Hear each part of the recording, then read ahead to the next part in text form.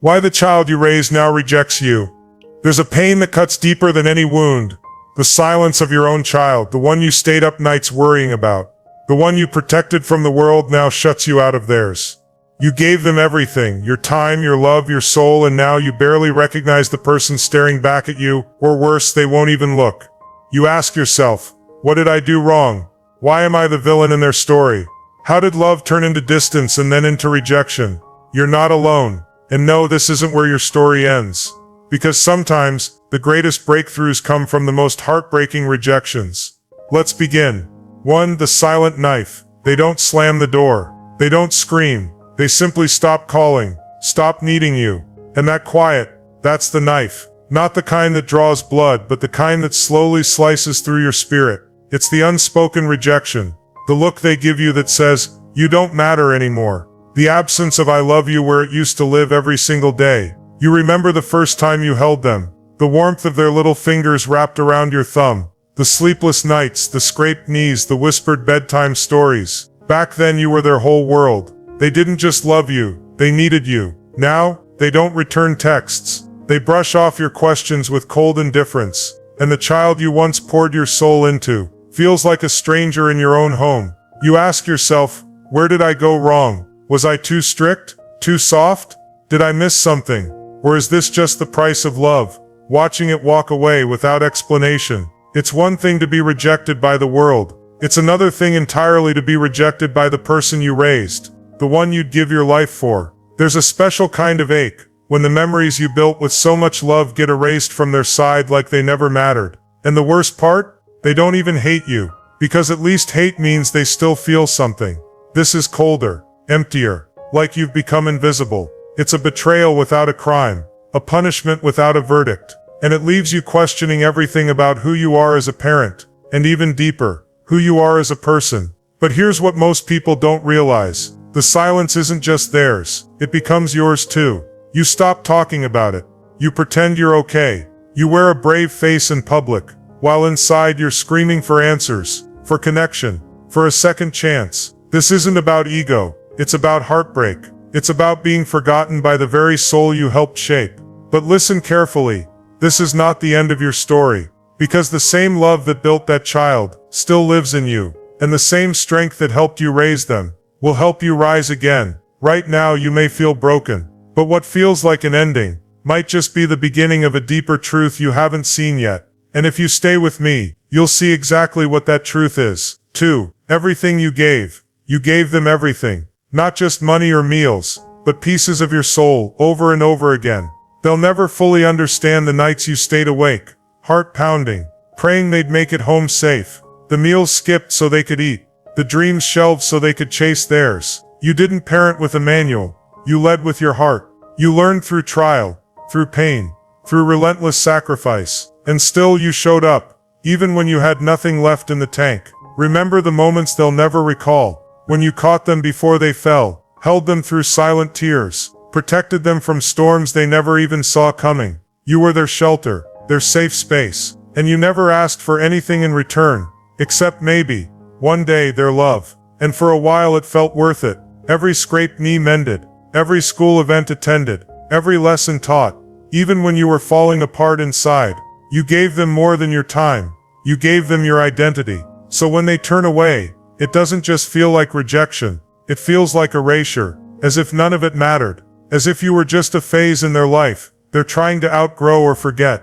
And here's the brutal truth. Love, no matter how deep, doesn't always guarantee loyalty. You can pour a lifetime into someone, and they still might walk away, like you were just a chapter, not the entire book. It's a bitter pill, because your love was unconditional.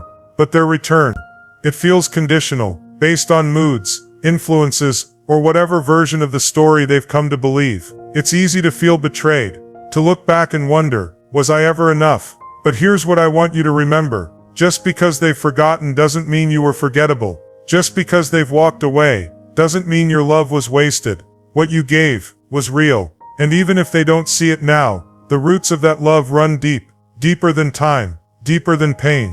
And you're not just someone who gave. You're someone who loved so deeply, it shook the ground beneath them. That kind of love doesn't disappear. It transforms. And now, it's time to transform you. 3. Where did it go wrong? You've replayed it 1,000 times in your mind, haven't you? That haunting question, where did I go wrong? Not out of guilt, but out of heartbreak, because something shifted, and it didn't happen overnight. Maybe it was the silence that grew louder over time. The once simple conversations became strained. The laughter faded into distance. And one day, they just stopped looking at you the same. You ask yourself if it was that one argument, or the time you said no when they needed a yes. Or maybe it was everything you didn't say. All the moments you were too tired, too stressed, too human. And now the gaps in understanding feel like miles. But here's the truth, most people never talk about. It's not always about one big mistake. Sometimes it's the slow erosion, built from unmet needs, unspoken emotions, and the invisible wounds we never realized we were passing down. You see, pain runs through families like a current. If we don't heal it, we repeat it. And often, the very things we try to protect our children from are the things we silently hand them. Our fears, our patterns, our emotional blind spots. They don't remember the pressure you were under, the fear of failing them, the battles you fought alone. They only remember how you showed up, or didn't, in moments that mattered to them. And it's not fair, but it's real. Because perception becomes memory, and memory becomes meaning. They built a story in their minds, and maybe, just maybe, it doesn't match the one you were living. This isn't about blame, it's about understanding, miscommunication, identity clashes, emotional needs that were never spoken out loud. You thought you were doing your best. They thought they were being unheard. And so the resentment grew in the silence. Not out of hatred, but out of pain that never had language. And now, that unspoken pain has turned into rejection. But listen closely. You're not broken. You're not a failure. You're a human being who loved in the only way you knew how. And the fact that you're still asking, where did I go wrong, shows that your heart is still in this, still open, still willing. That's where healing begins, not in answers, but in awareness. Not in rewriting the past, but in understanding it. Because once you understand where it fractured, you can start rebuilding from a place of truth, not torment. And the next chapter, it doesn't have to look like the last. 4. The identity crisis. When your child pulls away, it doesn't just hurt, it shatters. Because being a parent wasn't just something you did, it was who you were. You were the protector, the provider, the one who stayed up all night when they had fevers, the one who cheered the loudest at school plays, the one who carried their weight when they couldn't. You were everything to them, and now, you feel like nothing. It's not just the silence that's painful, it's the confusion, the disorientation, the sudden collapse of a role you spent years building. You start questioning yourself. Was any of it real? Did I matter at all? You walk through your days like a ghost, physically present, emotionally empty. You stare at old photos, wondering how the child in your arms became the stranger you barely recognize. And it messes with your identity in ways no one talks about. Because we're not just losing a relationship, we're losing a mirror, the one that once reflected purpose, value, meaning. Now, you look in that mirror and see failure, rejection, shame. You begin to doubt yourself, not just as a parent, but as a person. You shrink. You become hesitant in other relationships. Your confidence erodes. You start walking on eggshells with everyone, afraid that somehow, you'll mess it up again. And here's the cruel twist. The very thing that once made you feel alive, parenting, now becomes the wound you can't stop bleeding from. But listen closely. This isn't the end of your identity. This pain isn't proof that you're unworthy. It's proof that you love deeply. And deep love, when it's rejected, doesn't just bruise, it breaks. Yet in that breaking, there's a chance, a brutal sacred opportunity, to rebuild your identity on something deeper than how others treat you. To rediscover who you are, without needing permission to matter. Because you still matter, not just as a parent, but as a soul, as a human, as someone who's rising, not because it's easy, but because it's necessary. You're not lost. You're in the process of becoming. 5. The power of their perspective.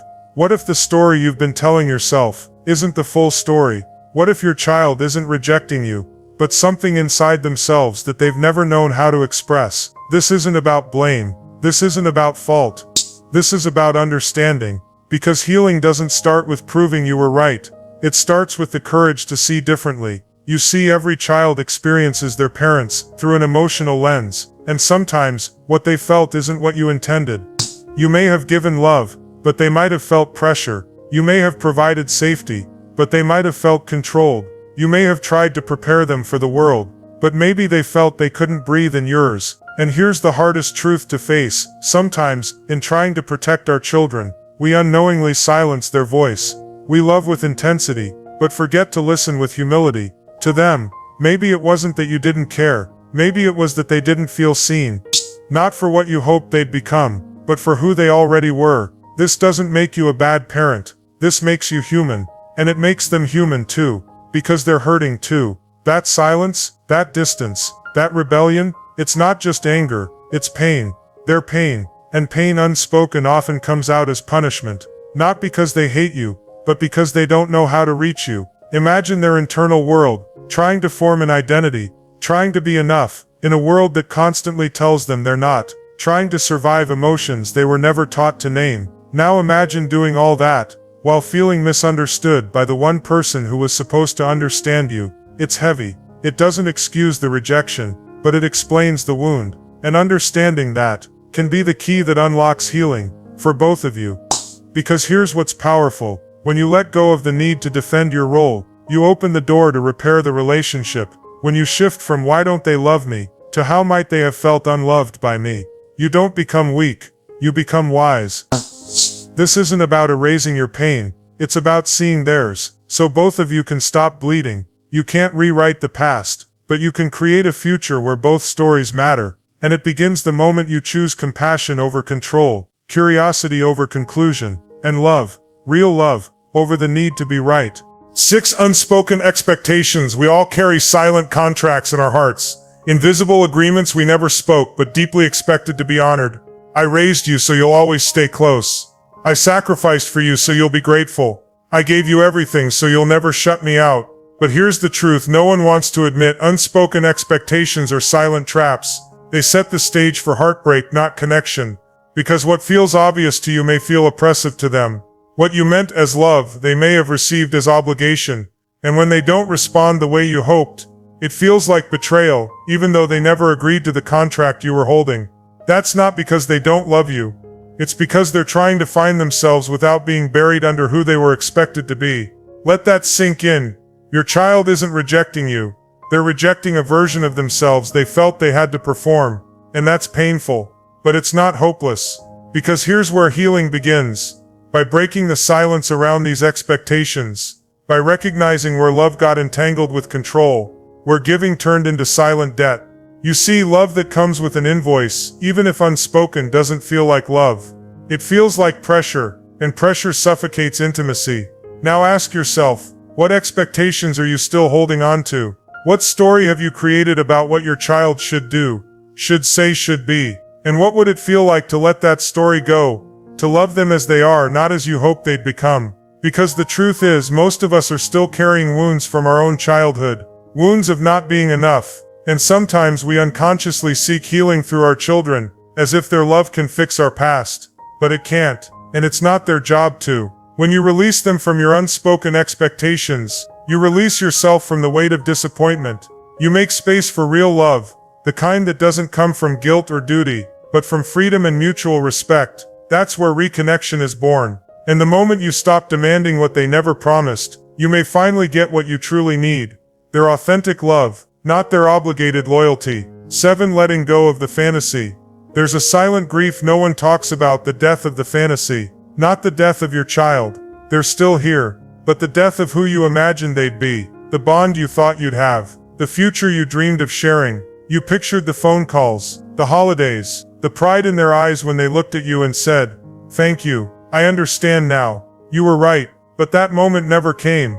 Instead, you got distance, silence, maybe even resentment. And the deeper sting, you didn't just lose your child's closeness, you lost the story that kept you going. That hurts, because you weren't chasing control, you were chasing love. But love wrapped in fantasy becomes a prison, not just for them, but for you. Here's what no one tells you: holding on to who you wanted them to be keeps you from seeing who they actually are. You grieve not because they became something terrible, but because they became something unexpected.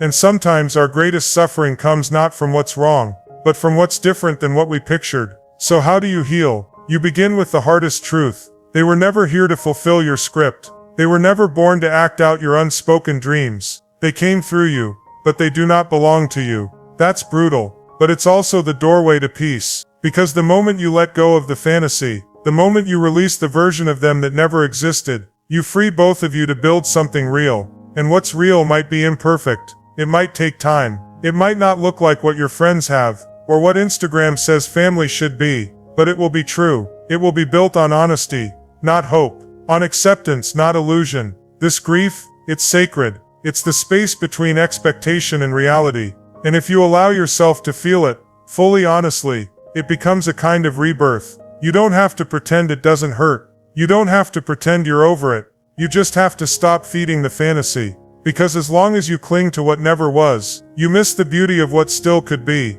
So breathe. Grieve the child you imagined, so you can finally meet the one who's still here, not through disappointment, but through understanding.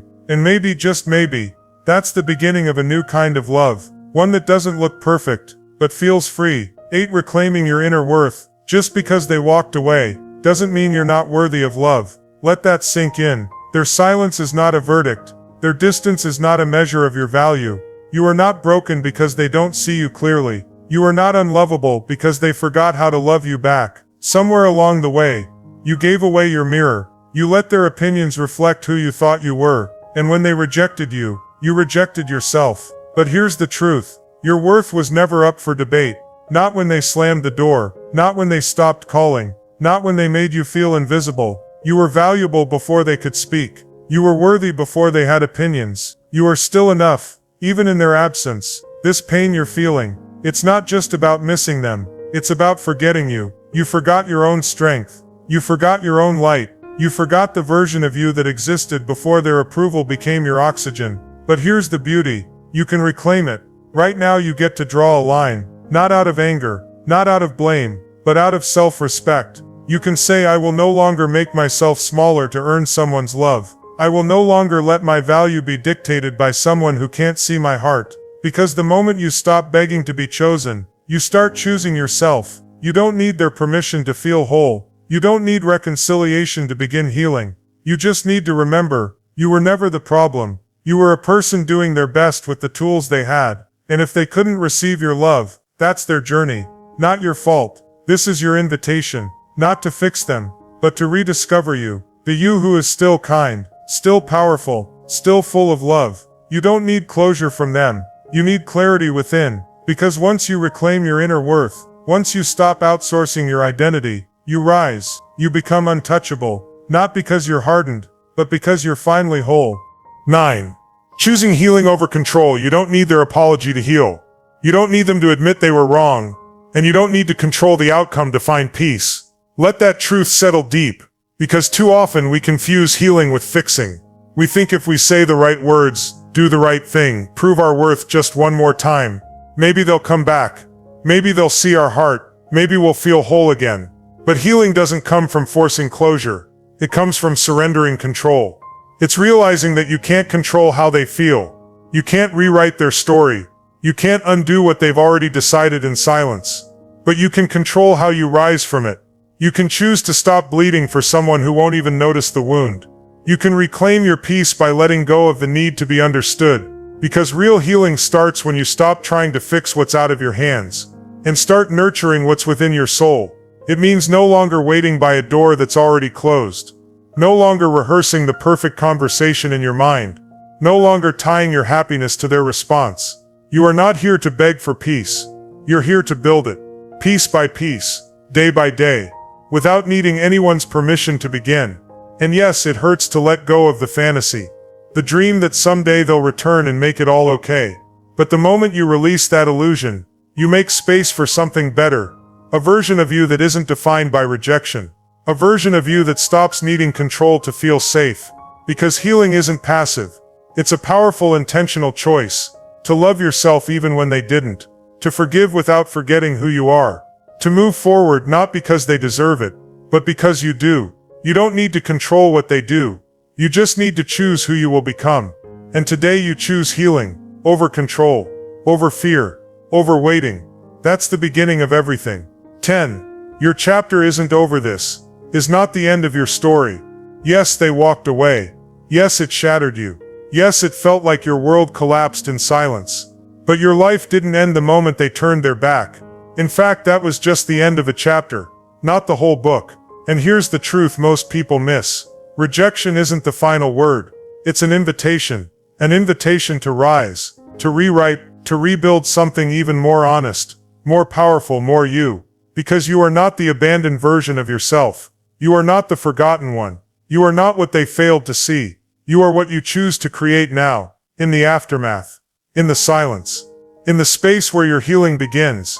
There is a future waiting for you, one that doesn't carry the weight of their absence, one where your worth isn't determined by who stayed, one where your strength is defined by how you stood back up. You still have purpose, you still have power, and you still have pages left to write.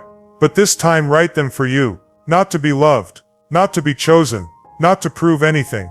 Write them because your life matters, because your heart, your soul, your fire. They were never meant to be silenced by someone else's departure.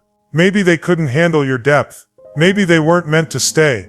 But you were born to go further, to rise higher, to live freer than ever before. Let this be the moment you reclaim the pen. Let this be the day your healing becomes your fuel. Let this be the beginning of a life that feels like you again. Because your story doesn't end here. Not now, not ever. This is just the beginning. Take care of yourself. And don't forget to like and subscribe the video.